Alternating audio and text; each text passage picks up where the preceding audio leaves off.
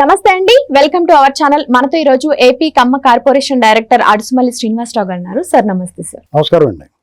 Sir, Jaganmohan Reddy గారు మోదీ గారిని అలాగే అమిత్ షా గారిని కలవడానికి అపాయింట్మెంట్ కోసం ట్రై చేస్తున్నట్టు వార్తలు వస్తున్నాయి. అలానే ఇప్పుడు మోదీ గారే జగన్ గారి కోసం కాల్ చేస్తున్నట్లుగా కూడా వార్తలు వస్తున్నాయి. ఈ వార్తల్లో వాస్తవం ఎంత ఉంది సార్? అదే ప్రచారం జరుగుతుంది. వార్తల్లో అది వార్త కాదు, ప్రచారం చేసుకుంటున్నారు వాళ్ళు. ఎలాగంటే జగన్మోహన్ రెడ్డి గారు మోడీ గారు అపాయింట్మెంట్ కోరాడు, అది ఒకటి నడిచింది. ఇప్పుడు ఏంటంటే మళ్ళీ మోడీ గారే కేంద్రం నుంచి వీళ్ళకి ఫోన్ వస్తుందని. దానికి రీజన్ ఏం చెప్తున్నారంటే, ఇప్పుడు పార్లమెంట్ సమావేశాలు ఉన్నాయి, కొన్ని బిల్లులు ప్రవేశపెడుతున్నారు కాబట్టి పార్లమెంట్లో ఎంపీల మద్దతు, రాజ్యసభలోను పార్లమెంట్లోను లోక్సభలోను ఎంపీల మద్దతు కోసం వాళ్ళే ఫోన్ చేస్తున్నారనేటువంటిది ఒక కంఫర్టబుల్ ఆర్గ్యుమెంట్ని రెడీ చేసుకుని వాళ్ళు ప్రచారంలో పెట్టారు. దానికి కారణం ఉంటుంది, ఏమనుకుంటున్నారంటే, జగన్మోహన్ రెడ్డి గారు ఇప్పుడున్న ఆంధ్రప్రదేశ్లో ఎన్డీఏ గవర్నమెంట్ ఉంది. ఎవరు అవునన్నా కాదన్నా కేంద్రంలో బీజేపీ అత్యంత శక్తివంతమైన రాజకీయ పార్టీ నాయకత్వం. వాళ్ళు ఎవరితోటి ఉంటే వాళ్ళకి ఒక బలం, ధైర్యం అనేటువంటిది, వాళ్ళు మంచోళ్ళైనా చెడ్డోళ్ళైనా వాళ్ళ వెనకాల వాళ్ళు ఉన్నారంటే ఒక ధీమనమాట. ఇప్పుడు హై స్కూల్లో కూడా బోర్డు స్కూల్లో చదివేటప్పుడు కొంచెం బలహీనంగా ఉన్న పిల్లలు ఉంటారు. వాళ్ళని కొంచెం దుడ్డు ముక్కలో ఉన్నవాళ్ళు గట్టా దౌర్జన్యం చేసి వాళ్ళు కణికలు పెన్నులు పుస్తకాలు లాగేసుకుంటూ ఉంటారు. మా చిన్నప్పుడు అలా లాగేసుకునేవారు. కొంచెం దిట్టంగా ఉన్నవాడు ఆడిని చూస్తే భయం వేసి ఇది కొడతాడేమో అని. నేను బక్కగా ఉండేవాడిని కదా, ఆడు ఏదైనా కణిక పళ్ళు ఇచ్చేమని ఇచ్చేసిపోండి, ఆడైనా తింటానికి తెచ్చుకున్నది ఇచ్చారా అంటే ఇచ్చేస్తాం. అలాగనమాట. అలాగ ఒక భయం ఉంటుంది. అదే రాజకీయ పార్టీలో కూడా ఉంటుంది. రాజకీయ పార్టీలోనైనా వ్యాపారాల సంస్థలైనా ఏదైనా కొంచెం బలమైనవాడు, ఇది శక్తివంతులు అంటే బలహీనుడికి భయం ఉంటుంది. అప్పుడు నేను ఏం చేసేవాడిని అంటే, నేను ఆడికన్నా దుఃఖలాగా ఉన్నవాడిని ఎవడోకుండా ఫ్రెండ్షిప్ చేసేవాడిని అని కొట్టించేస్తానికి. నేను అలాగే ఆలోచించేవాడిని. కొంతమంది అలాగే ఆలోచించరు, ఎందుకు వచ్చిన గొడవ బాబు అని సరెండర్ అయిపోతారు. అలాగే ఇప్పుడు జగన్మోహన్ రెడ్డి గారైనా, తెలుగుదేశం అయినా, లేకపోతే ఇంకో దేశంలో రాజకీయ పార్టీ ఏదైనా సరే బీజేపీని ఎదిరించి కూడా ఎదిరిస్తున్నారు, దానికి ఫలితం అనిపిస్తున్నారు, లేదా బీజేపీతో సఖ్యతగా ఉంటున్నారు. వాళ్ళ వైరుపక్షమైనా సరే బీజేపీతో సఖ్యతగా ఉన్న వాళ్ళకి కొంత సేఫ్ జోన్ ఉంటుంది అనేటువంటిది ఇప్పుడు నడుస్తుంది దేశంలో. అలాగే గతంలో జగన్మోహన్ రెడ్డి గారికి అన్కండిషనల్ సపోర్ట్ ఇచ్చినట్టుగా ఉన్నది కనిపించింది. ఎందుకంటే ఇతను ఏ అరాచకం చేసినా వాళ్ళు ఏం మాట్లాడేసుకొని మూసుకున్నారు. అది జరిగిన వాస్తవం.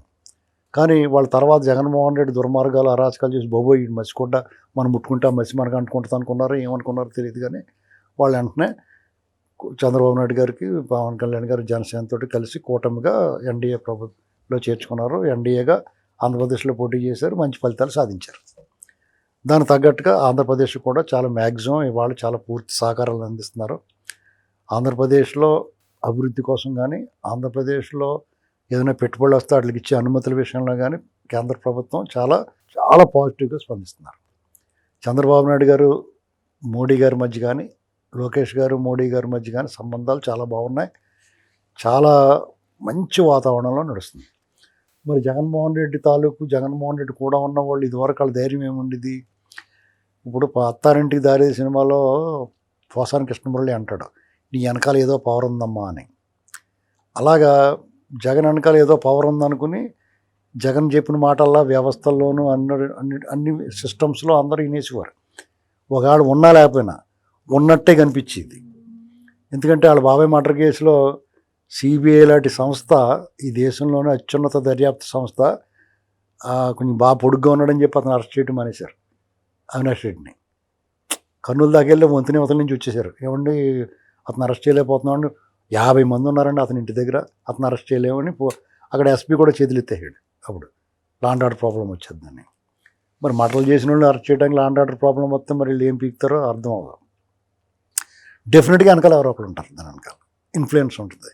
కాబట్టి వాళ్ళు చేయలేరు. లేదంటే ఈ దేశంలో ఎవరినైనా సరే చార్లెస్ శోభరాజు లాంటి వీరప్పన్ని, గాలి జనార్దన్ రెడ్డిని కూడా తీసుకొచ్చిన చరిత్ర ఉంది.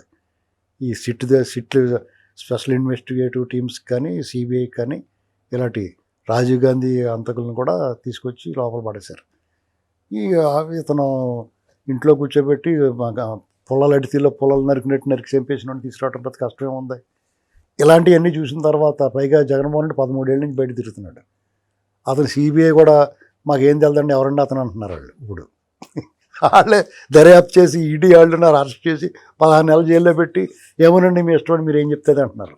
సరే మా ఇష్టం నుండి మేము చేద్దామని కోర్టులు అనేటప్పటికి కాదండి అని మళ్ళీ పిటిషన్ వేస్తున్నారు. ఇలాగా కాలయాపన చేసి అతన్ని చట్టంలో ఉన్న లొసుకులన్నీ వాడుకొని ఇచ్చి చేస్తున్నారు.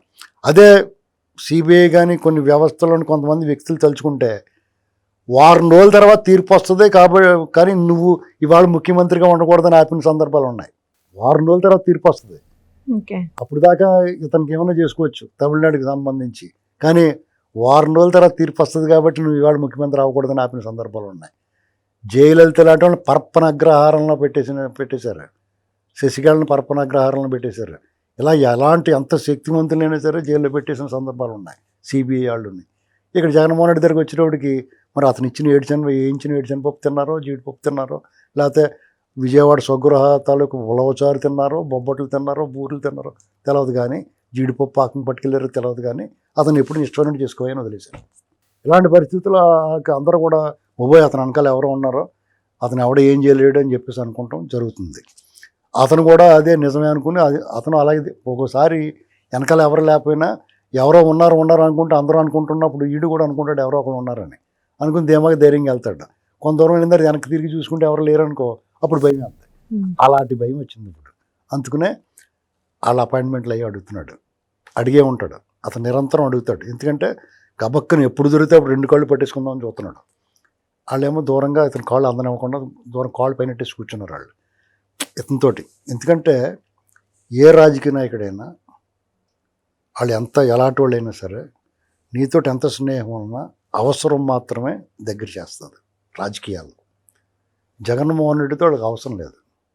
పైగా ఇతని పట్ల ఏదైనా సానుకూలత ఉందాము అనుకున్నా అతను ఒక మసిగొడ్డలాటాడు, బాగా మసి పేరుకుపోయిన మసిగొడ్డలాటాడు.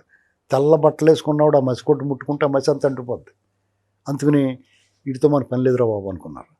ఒకవేళ అతని నుంచి ఏదైనా బెనిఫిట్స్ ఏమైనా ఉన్నాయనుకో గతంలో, అలాంటి బెనిఫిట్స్ ఇప్పుడున్న ప్రభుత్వం కూడా చేస్తుంది. దాంట్లో ఏముంది, తేడా ఉంది, వీళ్ళకి ఇబ్బంది ఏముంటుంది. కాబట్టి అతనితో మనకు పని ఏంటండి అనుకుంటారు వాళ్ళు. పైగా అతను కూడా వెళ్తే మనకి ఇంకా దరిద్రం పట్టుకుంటుంది అనుకుంటారు. కాబట్టి అతన్ని డెఫినెట్గా అతనికి సహాయ సహకారాలు ఎప్పుడూ కట్ చేశారు. కాబట్టే మొన్న 2024 ఎన్నికలు సజావుగా జరిగినాయి. ఎవడన్నా ఓవర్ యాక్షన్ చేస్తే ముడ్డి పగిలిపోయేలాగా కొట్టారు పోలీసులు కూడా. ఏకంగా ఒక ఎమ్మెల్యేని దవడమే కొట్టేసాడు. చూసావా, ఒక ఎమ్మెల్యే దౌర్జన్యం చేయకపోయి ఒక వాటర్ని కొడితే తిరిగి లాగి గోపమే కొట్టేసాడు. కొట్టేస్తే చాలా స్వేచ్ఛగా జరిగింది ఎన్నిక అనడానికి అదే ఉదాహరణ.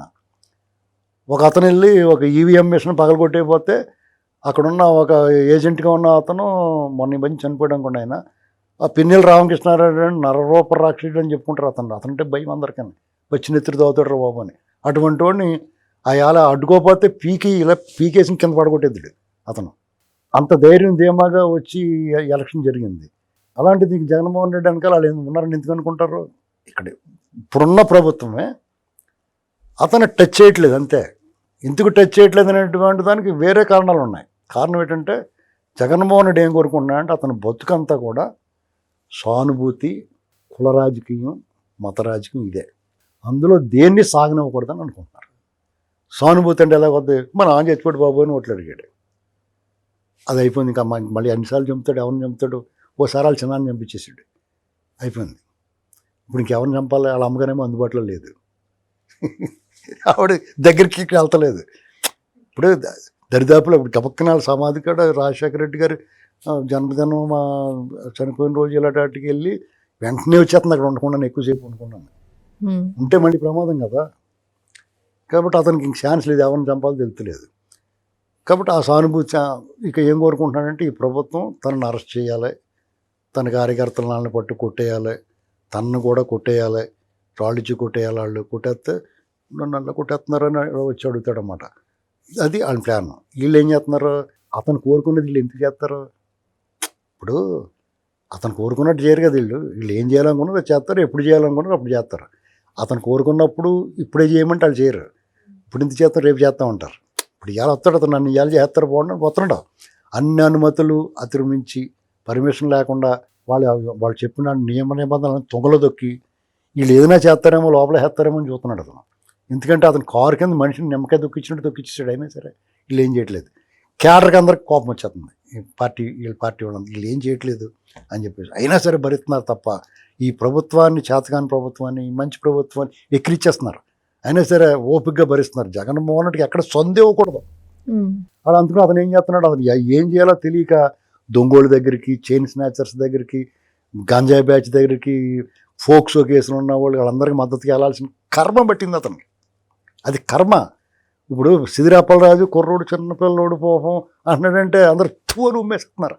ఆ చిన్నపిల్లోడేటయ్యా బాబు, తప్పు చేశారు అక్కడ, చిన్నపిల్లోడు యాక్సిడెంట్ చేసినందుకు అరెస్ట్ చేయలేదు, వాడు బాబు వచ్చి ఆయన పక్క తప్పించేసి ఇంకొకటి పెట్టేసి ఇంకొకటి బలిచ్చేస్తానికి చూశాడు, అందుకుని అరెస్ట్ చేశారా బాబు అన్న విషయం తెలియలేదు అతనికి. ముద్దగడ పద్మనాభం గారు లాంటి ఒక పెద్ద లీడర్ చనిపోతే ప్రభుత్వ లాంఛనాలతోటి చేయాలంటే ఒక మ్యాండేటరీ, అది పార్టీలుగా చేసి ఒక ఆంధ్రప్రదేశ్ ప్రభుత్వం మాజీ మంత్రికి ఇచ్చిన గౌరవాన్ని భగ్నం చేశారు వాళ్ళు. ఇలాంటివన్నీ అవకతవకలు, అవలక్షణాలతో కూడిన అసత్య ప్రచారాలతో, అబద్ధాలతోటి బతుకు వెళ్ళదీస్తున్నాడు అతను దారి కనపడతలా. ఇలాంటి పరిస్థితుల్లో అతను నా వెనకాల ఎవడో ఒకడు ఉన్నాడని ఇదంతా ఏం చెప్పుకుంటున్నాడు అతను.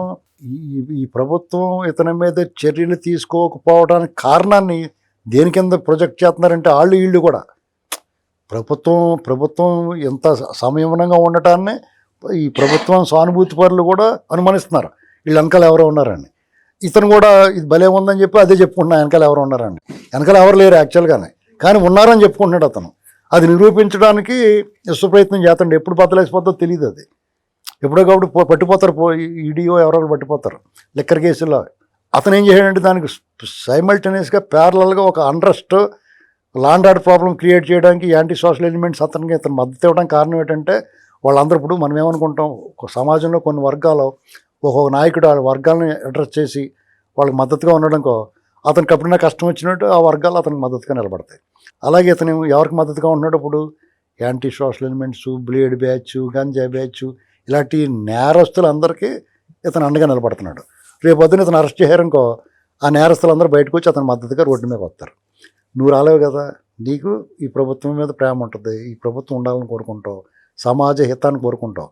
కానీ నువ్వు కానీ నేను కానీ రోడ్డు మీద దెబ్బలాడలేం కదా, భయం మీద దెబ్బలాడుకుంటే దూరంగా పోతాం మనం.